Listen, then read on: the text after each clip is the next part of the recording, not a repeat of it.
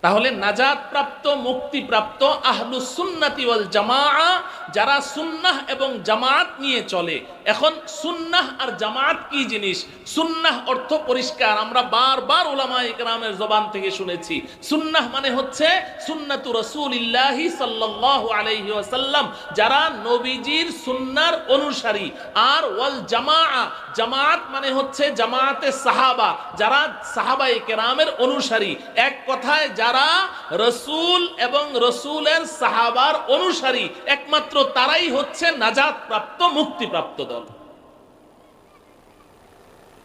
বুঝে থাকলে বলেন, আহলুস সুন্নাতি ওয়াল জামাআ এরা কি শুধু রসুলের অনুসারী? কথা বলেন না একটু। না। শুধু সাহাবার অনুসারী? না। রসুল এবং সাহাবা, রসুলের সুন্নাহ, আহলুস সুন্নাহ, রসুলের